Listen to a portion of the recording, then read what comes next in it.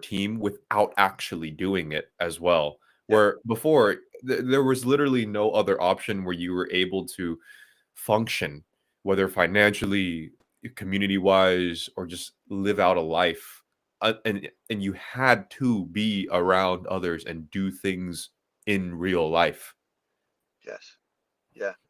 I think well, that was why I called it like put Jung and Nietzsche in the title. So broadly speaking, these two men, if you take like a broad view of what they were talking about, Jung was very much about individuation, like breaking free from the ties of the unconscious and unconscious patterns of behavior. But so was Nietzsche too. I mean, if you look at Beyond Good and Evil and Thus Spake Zarathustra, it's a different emphasis, but he's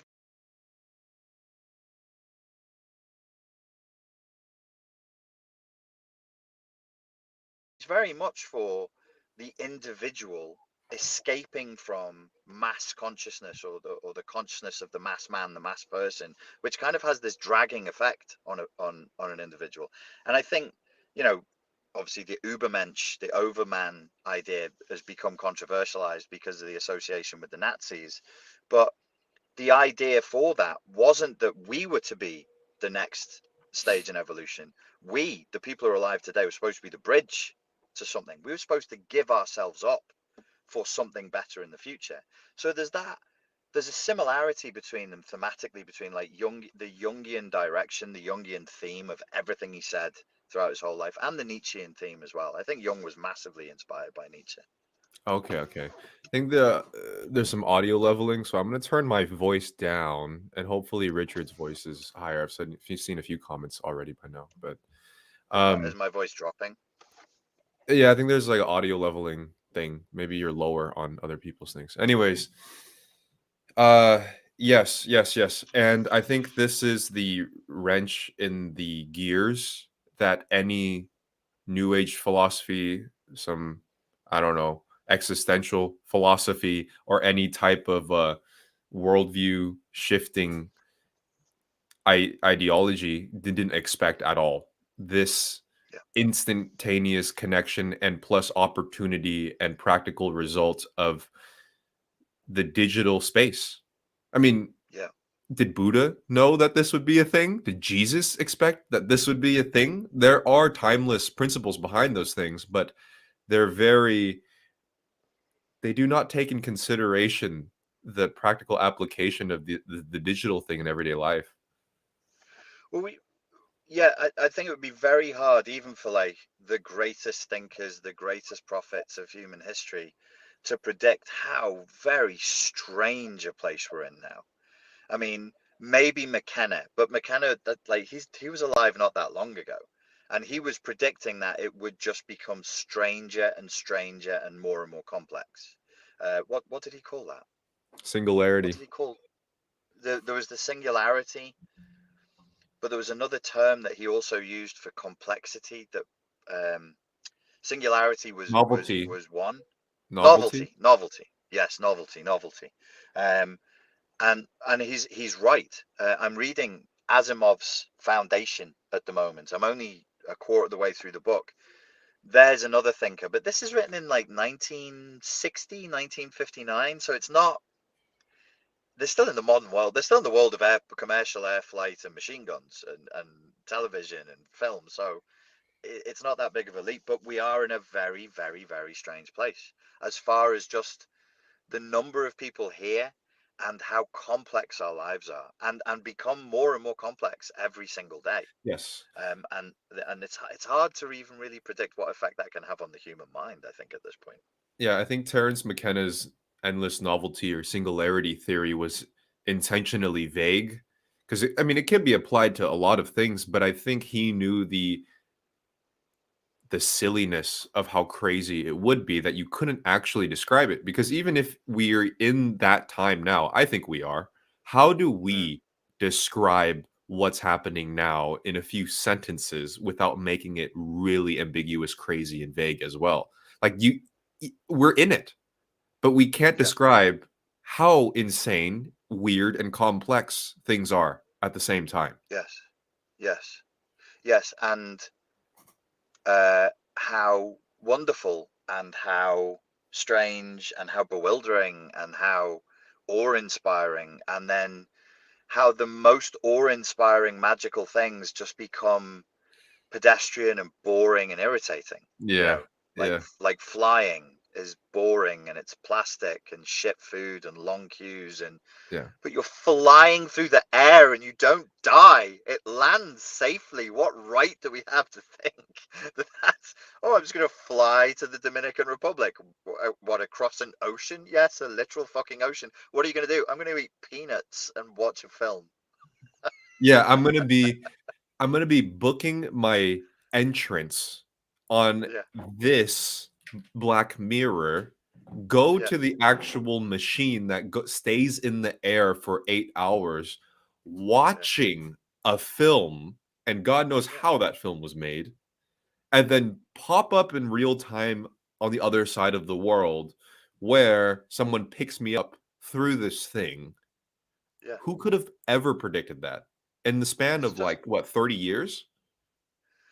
well, and if you tried to, it would be like, oh, this is an amazing idea for science fiction, but it will never be like this. And if it was like this, humans would just be walking around in a state of ecstasy and wonder, and everything would be amazing. And you're like, well, no, that hasn't happened. That hasn't Yes. happened. I think, like you mentioned Buddha before, probably of any system of thought where if you wanted to explain what modern life is like, Buddhism probably is the only one that would have the infrastructure, the words, and the models for it. And it's like what you could say is the projections of our mind, the projections of our ego, have actually become real, and they're Yeah. accessible to other people, and we can interlock our egoic projections and actually make new egoic projections and have commerce off the back of those. And probably somebody who's deep into Buddhism would probably be like, okay, sounds pretty weird, but I kind of get what you're talking about. Don't know how that would work, but okay, I get you. I get you. That makes a lot of sense. That makes a lot of sense. Yeah, this digital space has solidified an illusion that was supposed to just stay as an illusion. But you Yeah, can't deny, and no, you can't even fight the fact that this illusion is more real than anything else. Like you have yeah, to solidify an online persona if you want to get certain things done, or if you choose to end up on the online space just by the mere fact of uploading an avatar and creating a screen name. That literally is the entry fee to being online, which is creating an alternative identity.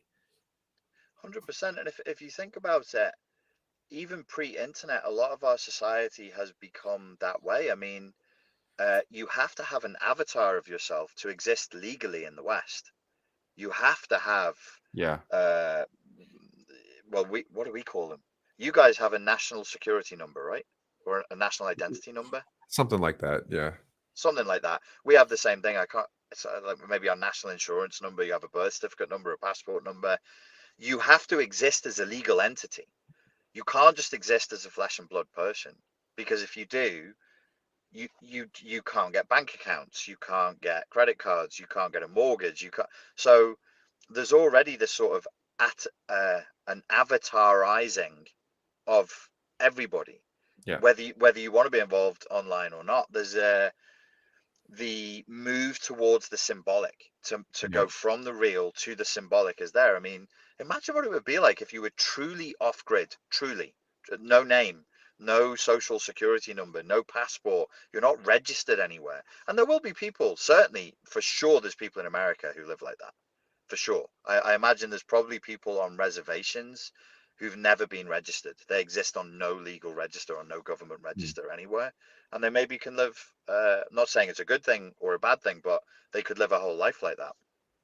It's, it makes sense that we've done this. It's functional. It does make sense, but I don't think we saw the cost when we Yeah. started the endeavor, if you know what I mean. Yeah, I mean, even on a social level, especially if you're younger, you come up and you say, "I have no social media at all." You'd be like, Yeah, "This fucking serial killer here." yeah, yeah, You announce that, and people want to find you, or just like, "Hey, where do you work? Or what's your Facebook? What is this? How can I contact you?" And you're like, "You can't." They're like, "Okay, so what are you hiding? Like what? Yeah. What dirty little How secret? many have you killed? When will you kill again? Yeah, exactly. Like even you you were at least expected to have a lurkers account, on a Yeah, YouTube channel. Like you just use it yeah, to watch things, and if you don't have that, then it's really suspicious. yeah, yeah.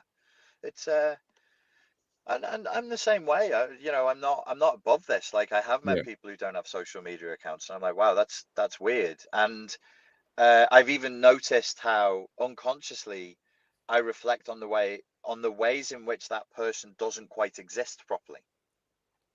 Yeah. That's my instinct. It's not a conscious judgment. It's Yeah. like an instinctive unconscious response, which is this person doesn't quite exist fully in the Yeah. world. Yeah, they do actually. They have lungs, they have a brain, they're existing just fine just because they don't have an Instagram. But I'm conditioned Right. to think that way as well. Yeah, yeah, same here. And I've met people, rightly so, and I admire them for it, for not knowing what cancel culture is. Yeah, I've talked to them like, "What is that? Wait, what? Like, you don't know?" I'm like, "Okay, good." Like, I hope you don't find out, but it is very yeah, jarring when I hear that, and it's a.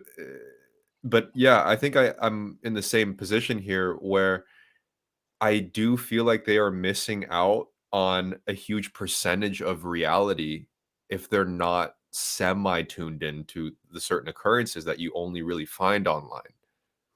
yes, yeah. There are um, there is a shared reality now. I mean, you can talk memes to people. You can talk about so many things to people if you're in that shared online space.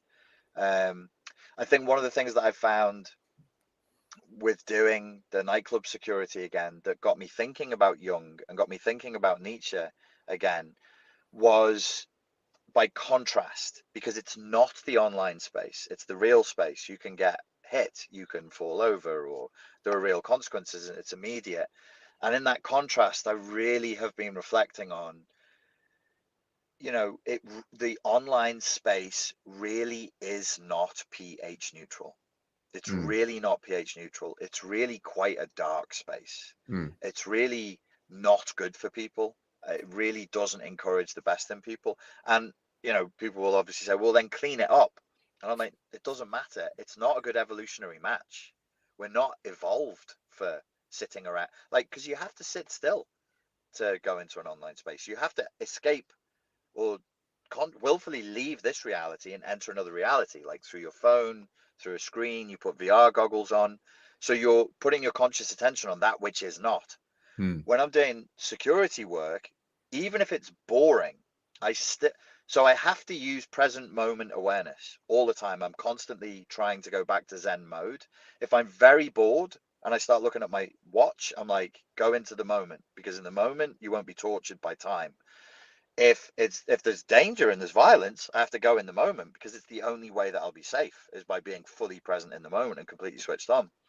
And you're never in the moment online. You're completely out of the moment online. It's fracturing. I believe I'm becoming more of a hard line with this stuff the more of the nighttime work that I'm doing. Yeah, yeah. The initial medium that this stuff works on, it naturally takes you out of the moment. It naturally shifts you outside of your body. It naturally makes you think and talk about things that aren't immediate. It makes you look at your own body image and other people's body image through in a projection, in a pedestalized projection of what humans should look like. It's a